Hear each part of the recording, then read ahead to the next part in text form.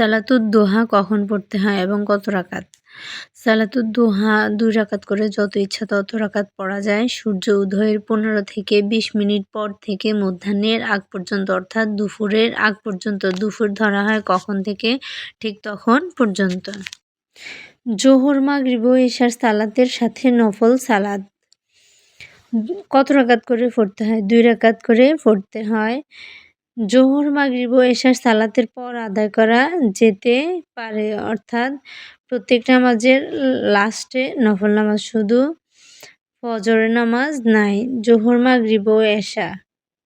আসর নাই, শুধু ফজর আর আসর নাই। আর জোহর, মাগরিব ও এশার সালাতের পর নফল নামাজ পড়তে হয়।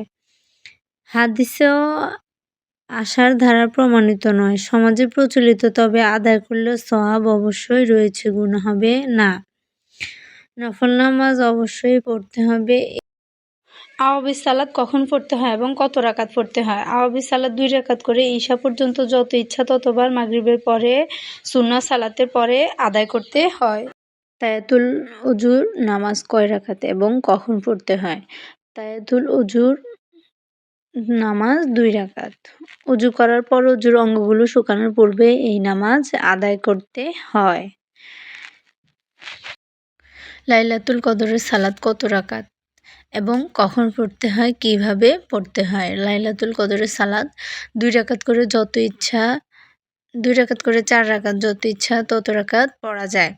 লাইলাতুল কদরের রমাদানের শেষ দশকের বেজর রাতসমূহ রাতে এই সালাত আদায় করতে হয়। সালাতুল ইস্তিসকা নামাজ কত রাকাত এবং কিভাবে পড়তে হয়, কখন পড়তে হয়? সালাতুল ইস্তিসকা ২ রাকাত।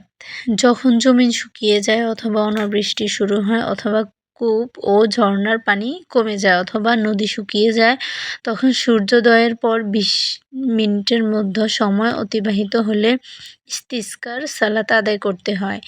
ঈদের সালাতের সময়ের মতোই এই নামাজ পড়তে হয়। ইস্তিসকা নামাজ কি হয়তো অনেকেই জানেন না, প্রথম শুনেছেন, তাই এই সমস্ত অসুবিধা যদি দেখা দেয় তাহলে এই নামাজ পড়বেন, ইনশাল্লাহ আল্লাহ তাআলা পানির ব্যবস্থা করে দিবেন।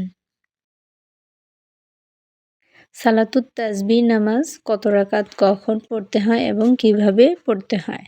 সালাতুত তাসবিহ ৪ রাকাত নামাজ পুরো জীবনের সমস্ত গুনাহ মাফের সালাত। প্রত্যেকের জীবনে একবার হলেও এই সালাত আদায় করা দরকার।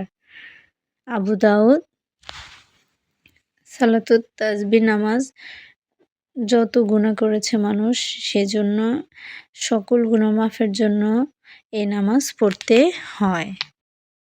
ইস্তিখারার সালাত কত রাকাত, কখন পড়তে হয় এবং কিভাবে পড়তে হয়?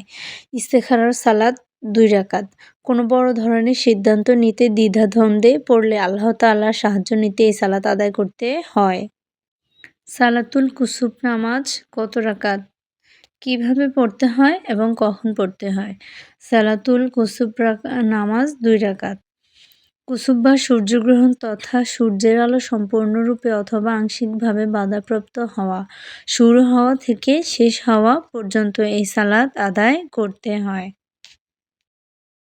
সালাতুল খুসুফ নামাজ কত রাকাত, কিভাবে পড়তে হয় এবং কখন পড়তে হয়? সালাতুল খুসুফ নামাজ ২ রাকাত। খুসুফ বা চন্দ্রগ্রহণ তথা চাঁদের আলো সম্পূর্ণরূপে অথবা আংশিকভাবে বাধাপ্রাপ্ত হওয়া, শুরু হওয়া থেকে শেষ পর্যন্ত এই সালাত আদায় করতে হয়। যখন ইচ্ছা তখন পড়া যায় না, শুধু চন্দ্রগ্রহণের সময় পড়ে।